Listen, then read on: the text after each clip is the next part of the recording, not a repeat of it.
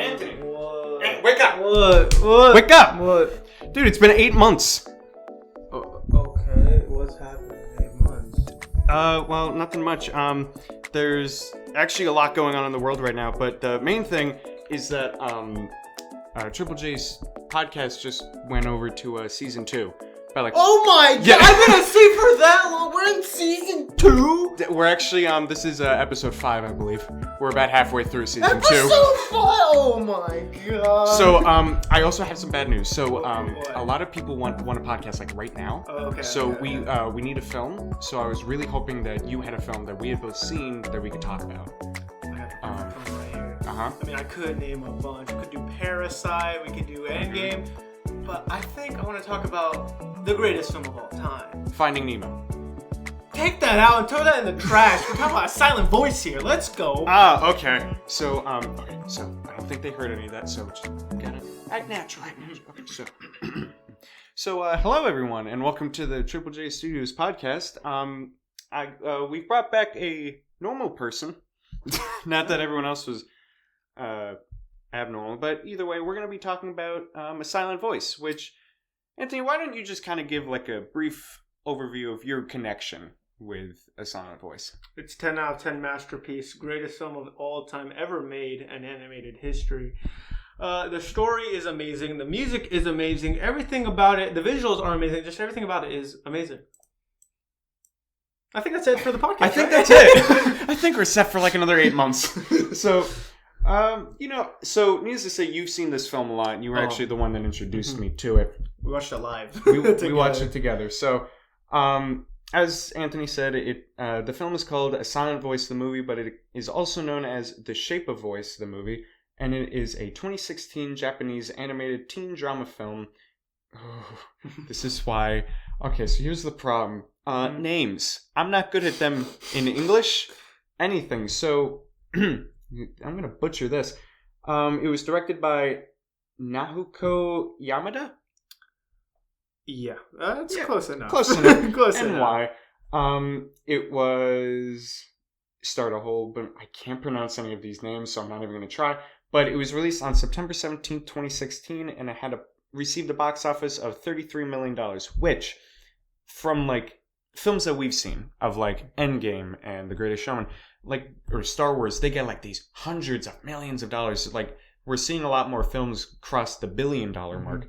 So, for this film to get $33 million, like, in American terms, it's okay. But it's still got a lot of money. Now, here's the thing, though. You need to understand. This is a Japanese film. And when it comes to the animated industry, this actually made a good amount of money for an animated industry. Because, how do I explain this? But because anime films overall, they're mainly popular in Japan. Here in the U.S., they don't really get as much viewpoint. So you're not going to make as much money. But because of the Japanese and how much they love these type of films, they actually, they made money, of course, off this film.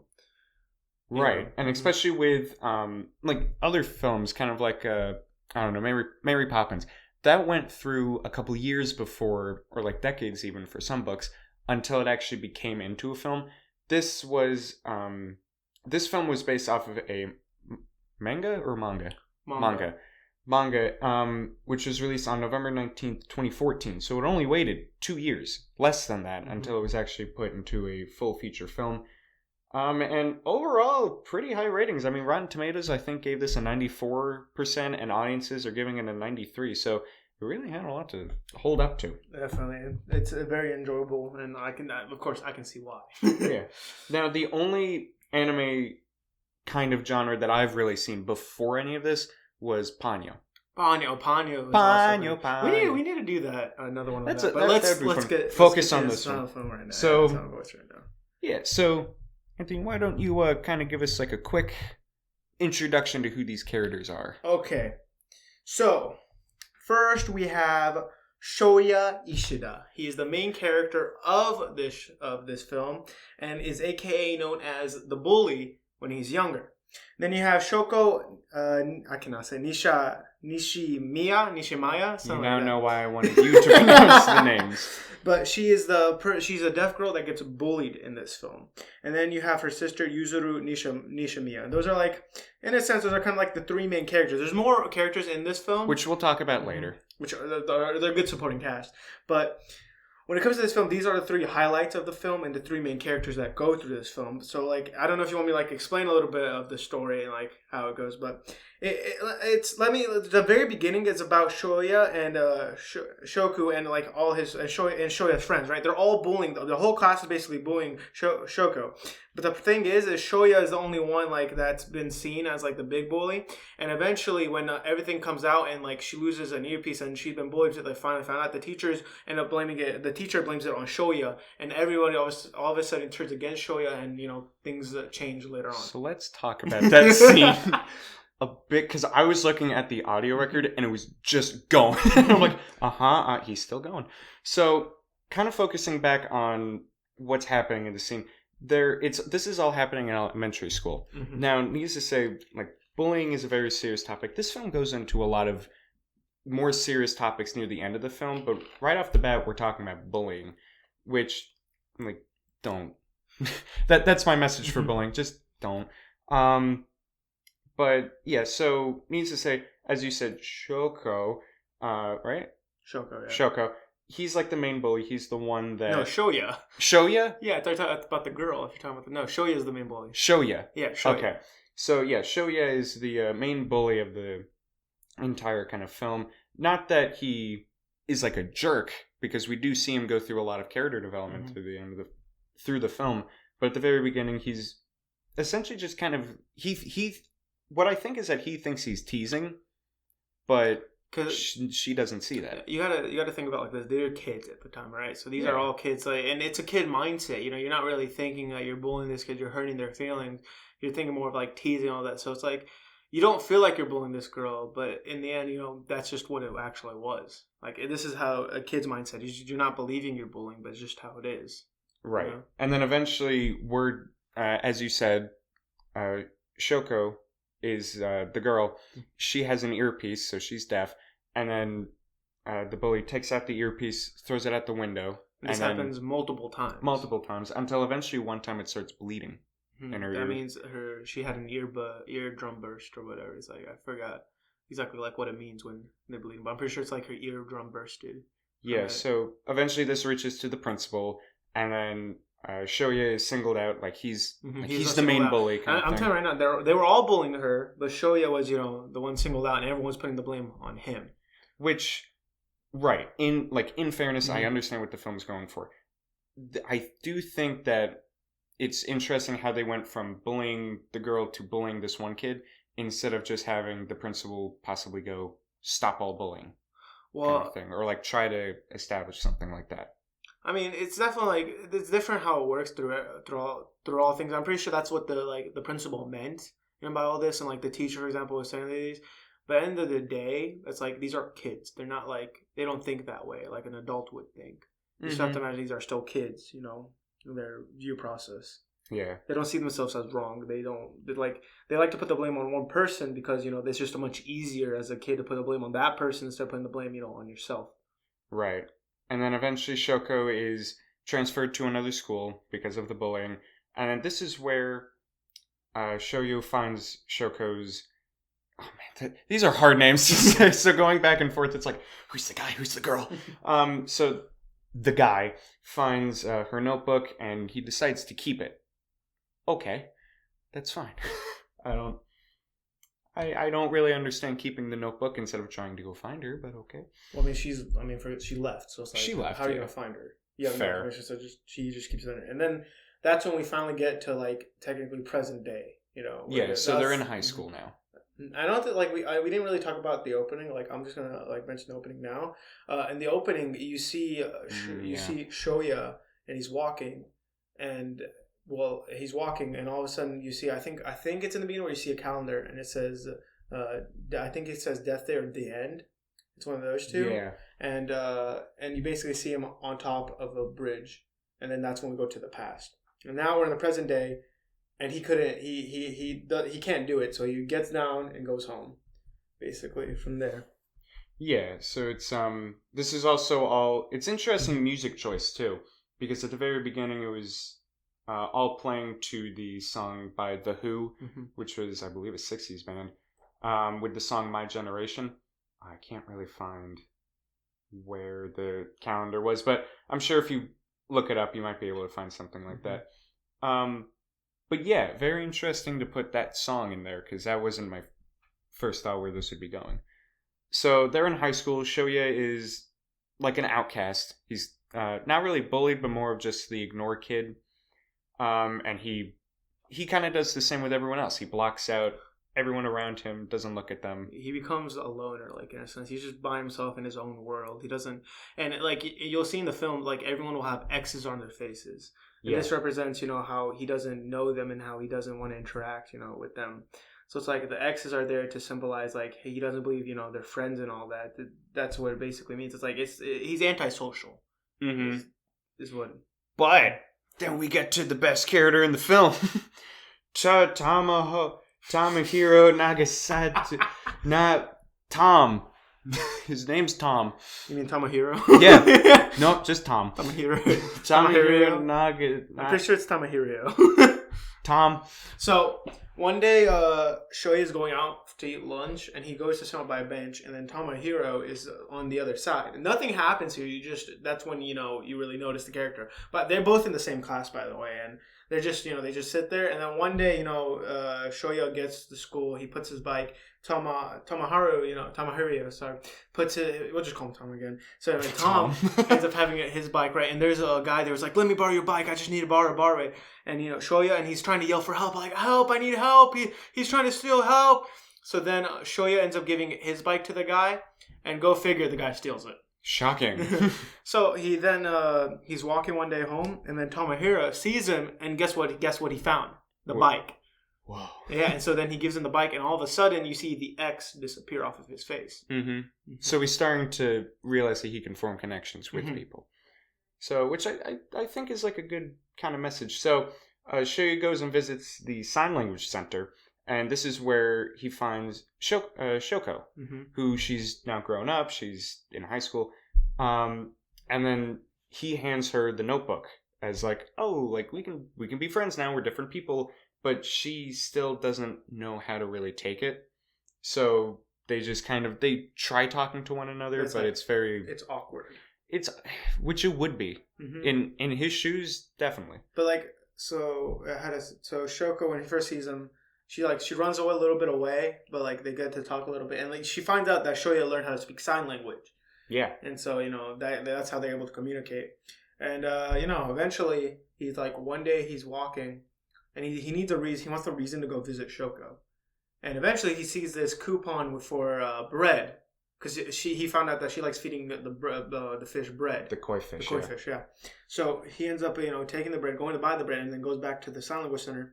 And this is where we meet Yuzuru, where we find out that Yuzuru is Shoko's boyfriend. Ooh. So yeah, Yuzuru.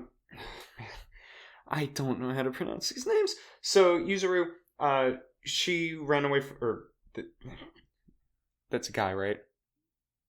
You just keep on. I'll explain. I'll explain.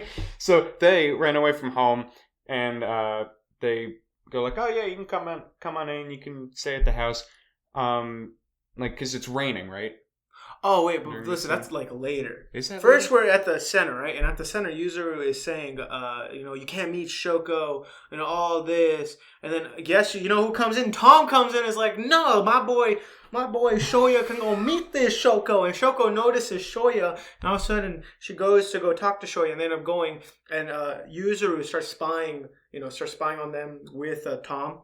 And yeah, that's right, because then it's where what is it? Shoyo and Shoka, they're both at the bridge, and then they drop the notebook, but then they jump in, which is prohibited at the school, and then only Shoya is suspended.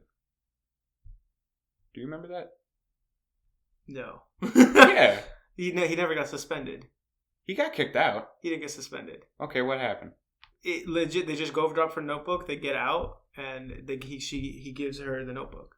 Yeah, she got. So before this, okay, Yuzuru is noticing the speak sign language, so he's translating to Tom what's going on.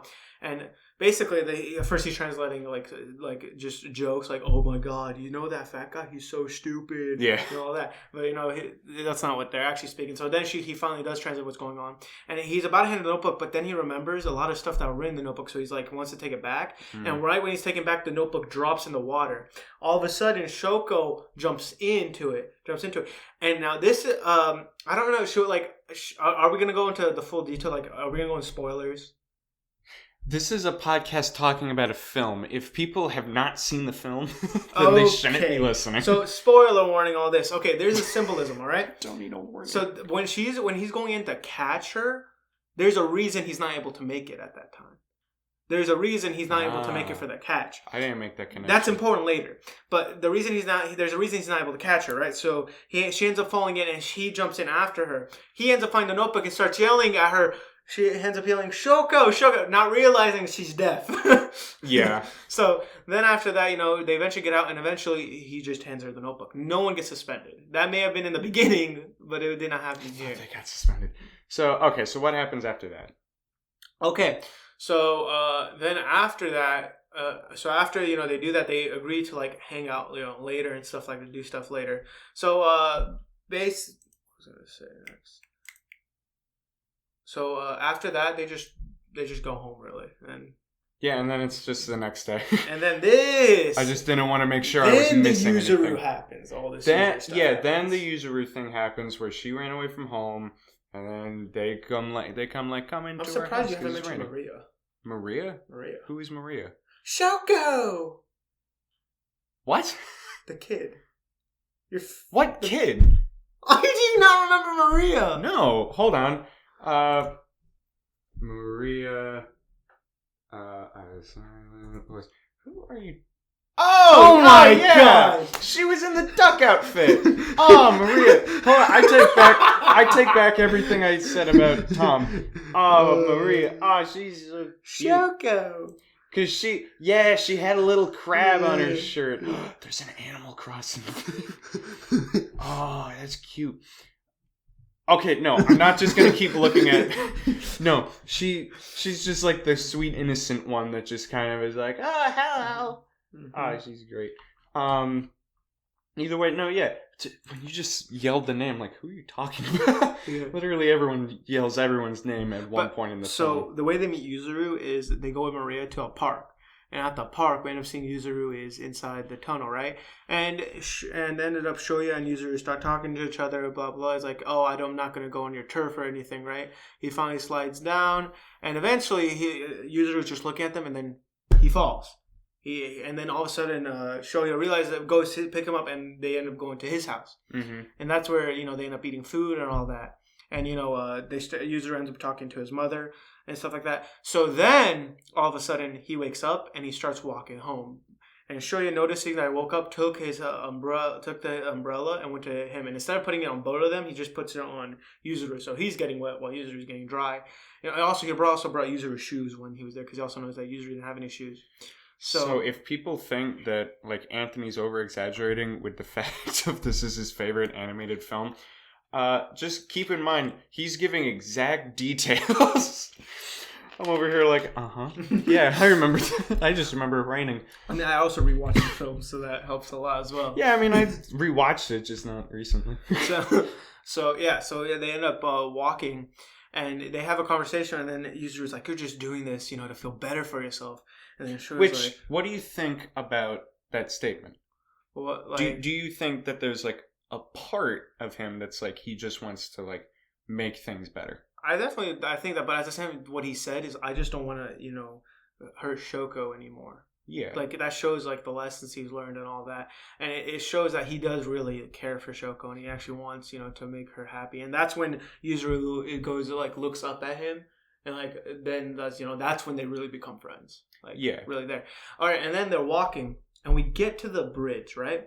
In the bridge, he's like, before Shoya leaves, he's like, Shoya, yeah, by the way, I'm Shoko's, and she's pointing with her pinky up. That means sister. Oh! So all of a sudden, Shoya goes, what? Dun, dun, dun. I was so confused. And then And then Shoko's mother comes in and slaps him. And then they go inside. Yeah, and then they go inside, and then they leave. Inside. We go inside. All of a sudden, we see Yuzuru and Shoko, and then Shoko's mother is yelling at them to never talk to that boy ever again. I never want to see you with that darn guy. Mm-hmm. Which essentially is what happens. And then a little bit later, this is when they reunite with Miyoko Sahara. Yeah, Miyoko Sahara. Yeah, which she was an old classmate. But before that, the reason they want to meet Miyoko Sahara is because Shoya talked to Shoko of who he would want to meet again, and she mentioned she wants to meet Miyoko again. Mm-hmm. But also before this, we're going into going back a little bit. We have to introduce Miki Kawaii, and then Toshi. Her last name is not seriously Kawaii, is it? It's seriously Kawaii. Okay. All right. So then we have Miki and Toshi, right? So we meet them, and all of a sudden they become friends with Shoya. They went. Mm-hmm. 1 second. Got a text. Oh, who are you texting? Somebody very important. Is it the president? It's you could say that. I mean, you want to look. Oh yeah, he's Sorry, I didn't mean to interrupt. With the president of the United Kingdom. Not many people know that the United Kingdom has a president, but hey, if we got any UK listeners, they can vouch for me. 100%. There's a Britain president. Okay, so we go with Shoya, and they end up meeting Miyoko, right? Because Shoko wanted to meet her again, so they end up meeting Miyoko, and they have a conversation, and then eventually everything goes good. They walk home. Then guess who we meet again? We meet Naoka, which is a childhood friend of Shoya. Mm-hmm. And is also the girl I really hate in the film, by the way. Okay.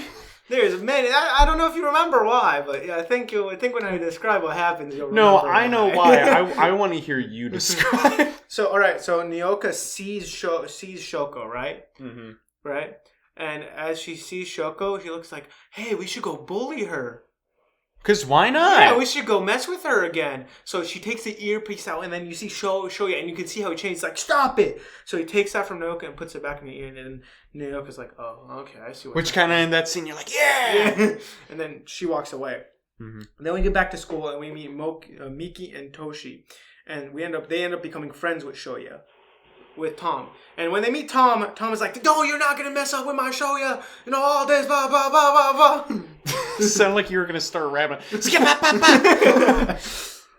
But, yeah. But before that, I wanted to talk about, by the way, if anyone hears that thing that kind of sounds like nails on a chalkboard, ignore it. We just have someone with a nail and a chalkboard outside, so don't worry about it. But before we got that, Shoko gives Shoya a gift. And then they're when they try to confess their feelings. So Shoko, she's able to hear. She got the, what is it called? Hearing aid. Right? So she can also speak a little bit. But her her Japanese, sounds really bad because she's not used to speaking. Right. She can't talk because she doesn't. So she says, "I love you," like that. She's speaking like that. She's like, "I love you," and she's trying to say, "I love you." Which all that. I'm sorry, I could understand that clearly. And then he's like, "The moon." Yeah, it's like, what the? You can put two and two together, and it's just he thinks he's describing the moon. And so then Shoko ends up going home and starts tearing up and starts screaming in her pillow. I would be crying. So terrible. Next thing you know, Shoya, Miki, Toshi, and Tomoharu, and I think Miyoko. I don't remember if Miyoko was there, but they end up meeting up. And then Yuzuru asks Shoya, "What did you do? What did you guys talk about? What did Shoya talk to you about?" He's the like, moon. "The moon." He's like, he starts laughing out loud, like that. Yeah. So then we end up going to the amusement park. Right, and this is with Tom. This is with everybody. This is Toshi, Tom, Miki, Miyoko, Naoka, Yuzuru, Shoya, and Shoko. This is like Super Smash Bros. Everybody's here. So they end up all going, right?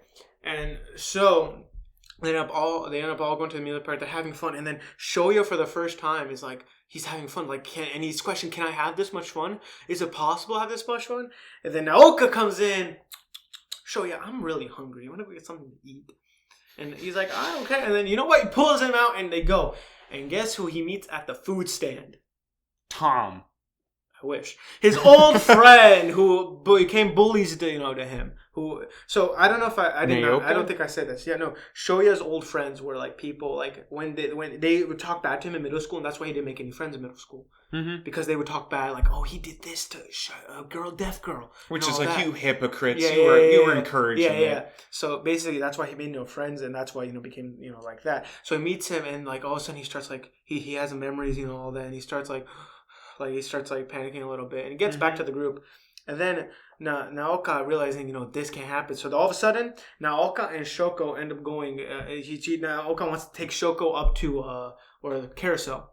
But before that happens, Yuzuru gives the camera. Ferris wheel. Yeah, Ferris wheel. Carousel. No, it's also carousel is what you can call it. No, a carousel is the thing with the horses that goes around. Oh my God, what am I thinking? No. that would be so cool. Could you imagine getting on a horse and just going up and back? $1 million idea. If anybody makes that, we want 75% of the profit each. 75%. So like 200% in total. Good luck making money. So Yuzuru gives Shoko her camera because she wants to go on the roller coaster, I think, or some type of ride, epic ride. So Shoko and Naoka go on this Ferris wheel. So everything seems good, and eventually, they're home. Yuzuru ends up taking her camera to Shoya at home at his house, and he ends up showing the footage of what they were talking about. Naoka starts saying, you know what? From a hater to a hater, let's just agree to hate each other. And then Shoko is like, but I don't hate you. I only hate myself.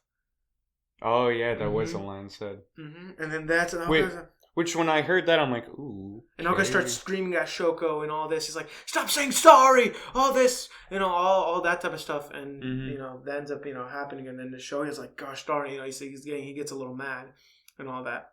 And eventually, they end up meeting on a bridge. Everyone's there. It seems like almost every, there's like a moment in this film where, like, anytime anyone is on a bridge or, like, a ledge or something, something's going to happen. When they're on, like, flat ground, you're fine.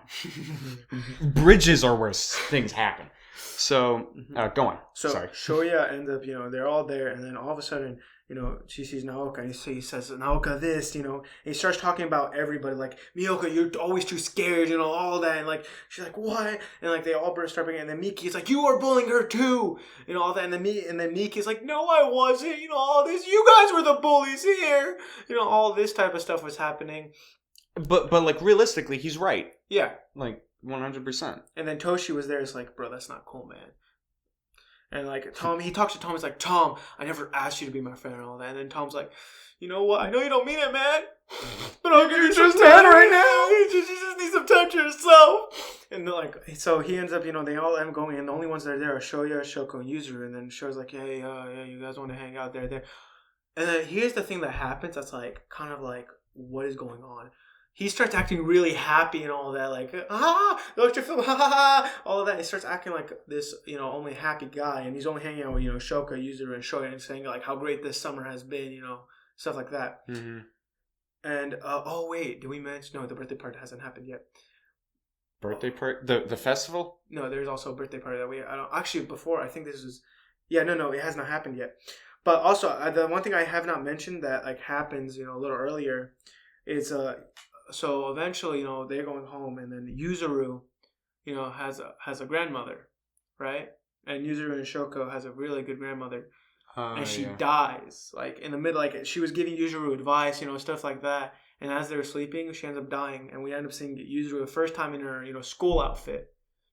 She sits there, like, she, of course she's sad, all that, she doesn't want to show it and all that, but she ends up, seeing how sad she is, and, you feel bad for her, and Shoya and Yuzuru talk, but Yuzuru doesn't say anything until eventually they take it and he figures everything out.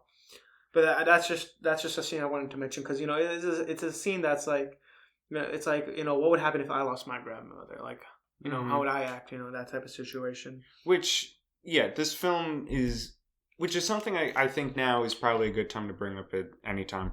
So a big thing in I don't know if we'll get to that part. We'll get to that part. But a big thing about this film is that it really goes to show that when you look at like Western animation, so like Pixar, Disney, you have like these like childish fun kind of stuff, or you have like R-rated material that are like because now adult animation is starting to go not more mainstream because it always has been, but more like everybody knows about it. So like Family Guy, The Simpsons, those are shows that everybody knows about but are intended for an adult kind of reference. This film is, I don't know the specific term, but there's a term that a film can hit the four corners, and the four corners are child, teen, adult, and elderly. I think this could hit 3. I don't think a child. I don't think for this type of film a child would, 1, understand it, or 2, be at the right age to understand it. I can agree, but I feel like there's definitely some children that could understand this film. Like I'd say like when I say child, I mean like they're talking like from 0 to 13. So I'm like 0 to 5, no, but like probably about like 8 6, and up. Yeah, I think they 8 and up can understand the film. So yeah, but another thing that what's the number one award thing that always seems to get downplayed? The Oscars. Whether it's about like whitewashing or if it's about like this film should have won. Okay. So in 2018 and 2017 they had the 90th Academy Award hosted by the one and only Jimmy Kimmel.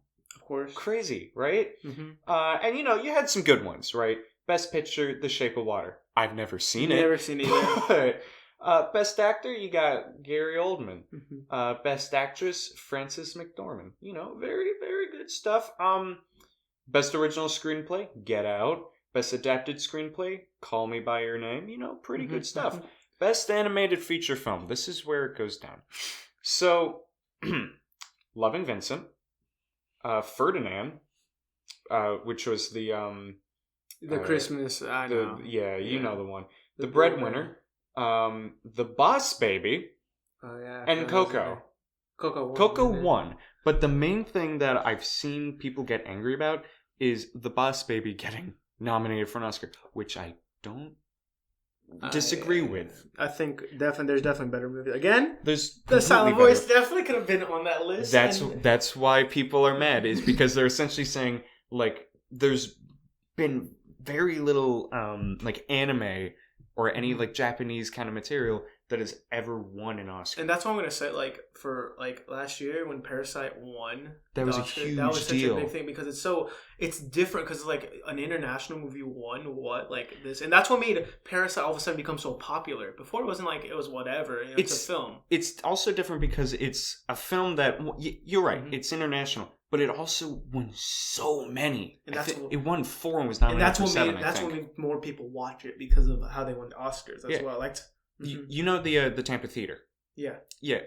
The director chose like certain theaters around the country or the world that would show that film in black and white because that's how he envisioned the film. But people were like, no, they should be in color. I kind of like the colored version, but still, it's very interesting to look back. And I'm not going to get into the whole subject of like, oh, the Oscars are like so-and-so or like blah, blah, blah, or like down with the Oscars. It's just like, look, I don't care. I just kind of go, oh, cool, Coco won. I don't really look at awards being like, the more awards a movie has, the more better it is. For example, Finding Dory, a very forgettable film that ended up winning Best Animated Film. Yeah. Forgettable film, Finding Dory. I get it. But no, like, there's like, it's just very interesting because like just when you scroll through the 90th Academy Awards, the 2 films that you're really going to see, or 3 films you're going to see a lot of are Coco, The Shape of Water, and Dunkirk. Like, Dunkirk, I think should have won. Dunkirk, I haven't seen. Have you seen it? I haven't, but from what I've heard, it's really, really good. Yeah, like from what I can gather from it, it looks like Dunkirk. I'm like, I know nothing about it. We'd have to ask a friend of ours. But Dunkirk, I would say, almost could have inspired 1917 because it's like that kind of same. It looks like that same kind of gritty, dark kind of film. It is a war movie. It's a World War II film. But yeah, either way, I just wanted to kind of take a pause from the film before we get. I'm just padding.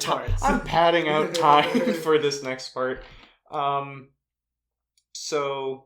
Yeah, no, just it's something interesting to talk about, definitely, about like animation. And where do you think animation in the next 10 years will be? Do you think more Eastern kind of films will eventually get, like, Do you think that within the next 20 years, an anime or something Japanese in the animation department could win an Oscar or an award? 100%. Like, for example, Your Name became very popular. Like, it became popular in the U.S. Mm-hmm. It came out of nowhere. So I'm definitely expecting more animated films to come out that are gonna be as good. Your Name is also very good. I don't know if you've ever seen it. I've heard of it and it interests me. In Japan, this film, Silent Voice, actually beat Your Name. Yeah, in my opinion, it is better than Your Name. It's better than Your Name, in my opinion. Which you might have to. Your Name is still in my top 5 animated films. Okay, so I might have to check that one out. Your Name is really good as well. But this is number 1. This is number 1. This beat it. So now we're at the firework festival scene? No, we're at the before. They're at the McDonald's. They're at the McDonald's, and before we haven't even talked about the birthday, right? So they're at the McDonald's, and it's the mother's birthday. It's about to be the mother's birthday, but Shoyo doesn't know that. But Shoko and Yuzuru were like talking. They're like, you know what? You want to come? At our house. And then they surprise him. Guess what? We're gonna celebrate our mother's birthday. And by the way, his mother hates Shoya a lot. not like that. Like, oh, I can tolerate him. No, like tenfold. Mm-hmm. So, and they end up making a cake, all that. Her mother comes like, get out, all that. Why did you let him in here? And they're like, relax, calm down. And then surprise, and you know what? Before this, they were also saying the worst thing that could happen is she kills you. Yeah. and then they're like, well, congratulations, you're not dead. You did it. You survived the birthday party. Yeah. So they end up, having a birthday party, and eventually, I don't know, Shoya and the mother were able, to build more of a happier relationship. More of a connection with each other. And then the fireworks happen. And I'm telling. Let me just preference this. This movie is the only movie I've ever cried to. Let me also explain something about the podcast. So I love the podcast. I absolutely do. What I wanted this podcast to be when I originally started was films that anybody could watch.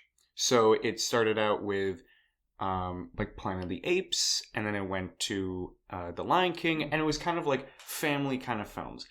I think the biggest push that we had after that was the one Jonathan was in with The Breakfast Club, which I haven't seen. So I don't know anything about. There is one point in the podcast where I decided that we should skip a scene, which was about this kid who this point is kind of spoilery, but it doesn't impact the film a huge bit. But there was a point where it's explained that a kid has a gun in his locker so that he could kill himself. And I skipped that because I thought that was like too much. Then I looked back and I'm like, that's an adult film though. That's really like a teen kind of film. This is definitely, by the way, this is definitely a teen type of film. This is a teen to young adult type of film. So I'm just preferencing it now. Not that we're gonna like start watching R-rated films now that we're 18, but which like but at the same point, I just want to preference that yes, this podcast isn't gonna like sugarcoat anything, but we're also not gonna take away from the film of what it's trying to say.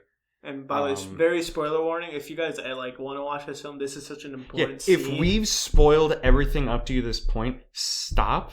I won't cry. Anthony, I'll comfort him. He won't cry because either. From now on, this is like the biggest part of the film. This is the biggest part. This is kind of when the jokes stop. I'd say. I don't want to overhype it, but this is what made me cry. But like, I just wanted to present the idea of like this podcast is going to be viewing a film. So sorry. Let me just say before, the reason that this film is my number one, the reason it made me cry is because because for me, there's people where I've seen they say it's a sad film, but it didn't make them cry. And the reason for it is they don't like resonate as much as I do. To me, it reminds me of like middle school.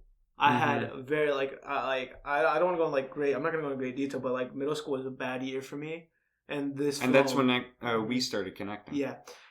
We started connecting more. Like we started talking most, but 9th grade is like when we started connecting. That's when everything became a lot better. I was in 9th and 10th grade, and but middle school was definitely a bad year of my life. Probably the worst years of my life. Jeez, man, you're like 18.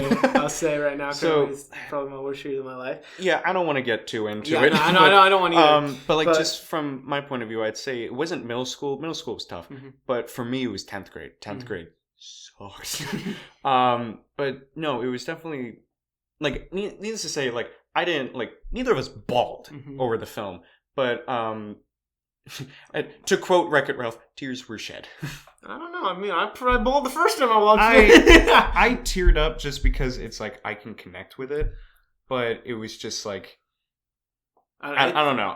For me, it hit me really hard. Like for me, I'm just gonna say that. So now let's get into the part. All right, spoiler warning again. Last chance. Turn it off. Turn it off. Okay. You gone? You watched it? All right. So they're at the fireworks show, right? And they're all watching the fireworks. So remember, this is summertime, by the way. And as they're watching, Shoko goes, it's like, I need to go do homework. I need to go study. Mm-hmm. And it's like, this is summer break, by the way. So. And Yuzuru follows. What? No, Yuzuru doesn't follow. Oh, she doesn't? No, just Shoko goes and is going home, right? Yuzuru comes in, all of a sudden, Yuzuru and his mom went to go get food. And then now they comes like, oh no, I need my camera. Yeah, that's right. I'm sorry. Shoya, can you go get my camera? It's like, okay, sure. So he goes get his camera. And then all of a sudden, he goes up, he gets the apartments. And then Shoko is looking at the fireworks. Like, wow, you can really see the fireworks. All of a sudden, he sees her stand up. And all of a sudden, he's like, wait a minute. And he starts running. And in my mind, legit, the first time I watched him, like he trips. I'm like, no, get up. Legit, I'm screaming. Like, I've never, for me, there's been no other film where I've been like, oh my God, go. Like you were verbally saying this? Yeah, I was like, legit, I was verbally saying this. I was like, get up now, you gotta go. So he gets up, starts running, and you see her fall. And as the scene goes by, you just see blankness. It goes to white. This scene, and all of a sudden, in my mind, and you hear, bah, bah, bah. Well, you also see a conversation during this part. Well, no, that doesn't happen. No, not yet. Sorry. But all of a sudden, I'm sitting there, I'm like, no. I'm just sitting there, like, no. Which, when we both saw the film, you kind of saw how I reacted. It's just for my mind to process what's happening. I don't go like go. I just stop. Mm-hmm. Everything in my mind gone. It's just I sit there and I'm like, what's next? So how are you gonna make this good? He goes and guess what? So, we end up finding out he caught her. He's just at the hand. Goodness. They caught her at the hand. And I'm sitting there get her up. I'm like, pick her up now. The part that got me was the eyes. Because the thing is that you could see in her eyes she didn't want to. That when she jumped, you realize yeah, she realized something, and he picks her up. He starts pulling. It's like, God, if only I can help her. If I can only save this person one time, I will open up myself and all that. But I'll start looking at people in the eyes. He also noticed, the scar that he left. He's like, did I ever ask for forgiveness? Did I ever, do this? And he picks her up, but he's not holding on to anything. So as soon as she gets up, he's the one that falls down, and he's the one that ends up hitting the ground and hitting the water. Yeah. And then all of a sudden we hear the bah.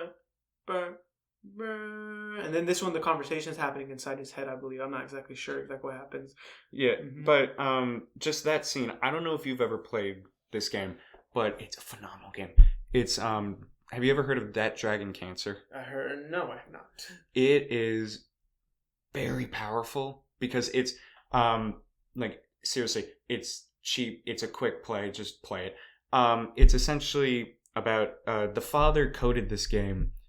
Based off his 5-year-old son. Don't say much because if it's a good story, I want to play. 5-year-old son, and just the conversation in that reminded me of one scene in the film. Mm-hmm. So, some of you want to watch that. You're talking about you don't cry at movies. I don't cry at games. That game.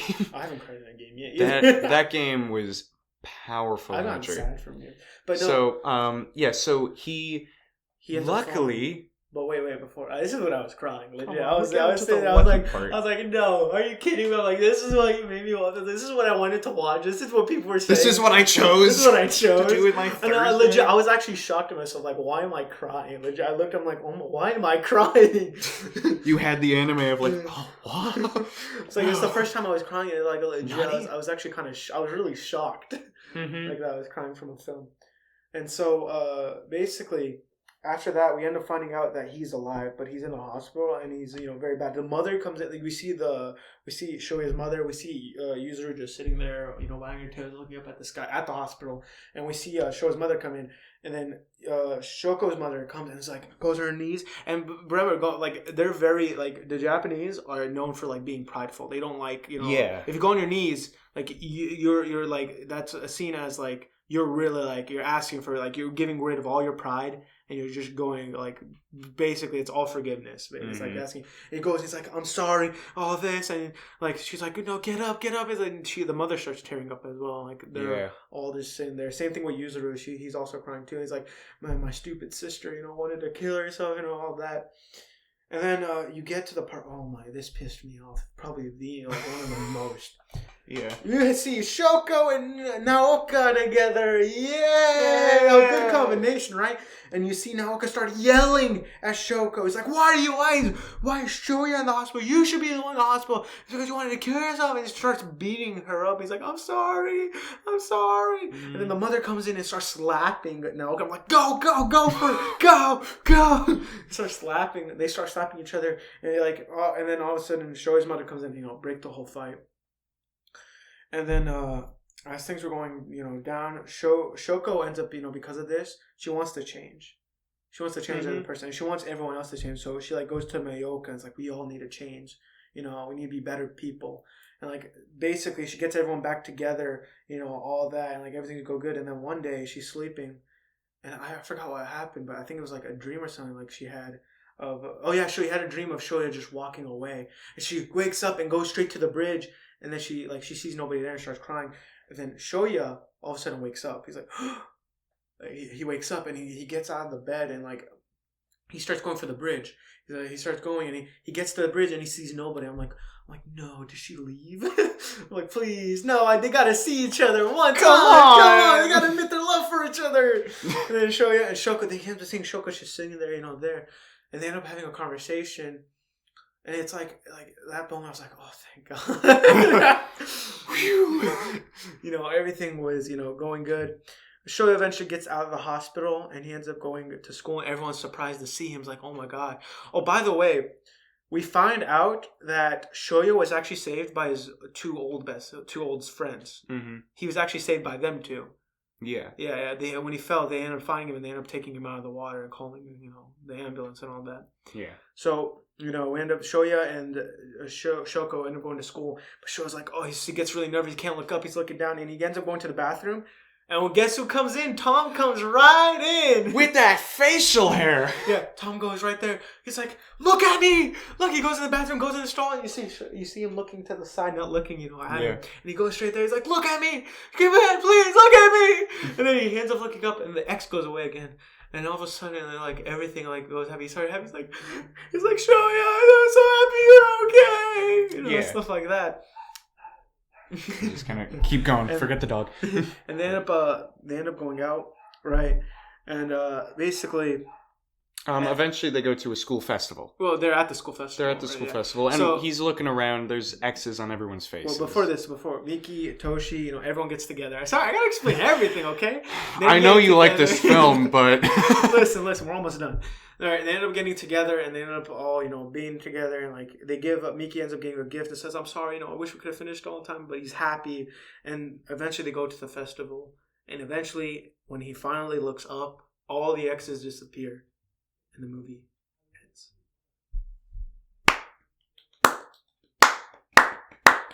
Well done. Okay, so I wish I could go more. That was the film. I know you could talk about this film for hours. But there's because you have. One thing I want to mention though is the manga is actually even sadder than the actual anime show. So in one of the scenes when he's a kid, for his birthday, he wants to hide, that he's by himself to his mom. So he has a cake and he ends up stomping around upstairs, making noise, and eats the cake all by himself while crying. Oh. And so would you recommend the manga or the film? Both. But first. Both. So at the same Either time? One. Either one works. Okay, so, I think before we rate the film, just something that I want to say is that I've never done one of these before. Suicide is no joke. It's something that, you don't have... I think one of the biggest misconceptions is that you have to be, there's a series almost of you have to be depressed for a reason to be suicidal for a reason. That's not the case. It's a lot deeper than that. And I've talked to people who have been diagnosed sadly and tried to have understood it because like I'm not diagnosed with it, but it's definitely a very serious topic. And something I've also noticed is that like as a misconception is that when someone's like diagnosed with depression or suicidal, it's always in a sense that they're always crying, they're always sad. It's not the case. It's really just more of like an empty. You nothing. don't feel. I mean, you don't feel anything. There's multiple cases, and like exactly one like a case could be like you feel useless. You feel like this is example what a Silent Voice did. Exactly. And I think like it demonstrated. It really definitely. well. It's like she felt like everything was her fault. Like everything was everything wasn't good. Everything wasn't right, and like she blamed herself for everything. And like she thought she was the problem, in this whole situation. Like she was the problem. She caused everything. Like everything would be better if she wasn't alive. And that's like I feel like what most people feel in their lives. But in the end of the day, like she even like I've always like examined like how she thought. Like I feel like when people think like that, it's a selfish word. Like it's a selfish way of thinking. Like you think that you're not meant for anybody. Like you think that you're useless. That's very selfish to think because other people could think opposite. Like they want you, they need you. They love you so much. It's like you really like what people need to think about is like how much really people love them. Like for example, your parents might be hard on you and they might say these things, but in reality, they really do love you in many different ways. So something I'm also gonna do with this podcast is that for people watching the video aspect of this, you all may have noticed a phone number at the very top. That is the or at least American Suicide Hotline number. In the description of the video, whether you're watching it on YouTube or the Apple Podcast or Spotify or whatever, there will be multiple different outlets that you can go to because it's not just phone numbers, but you also have websites you can go to or chat rooms or just people who have been trained to help you. Like as much as like me and Anthony, we would both love to talk to you and try to help you in any way that we can. But we're not professionals. We don't know how to help in the best way we can other than just talking and trying to make others happy.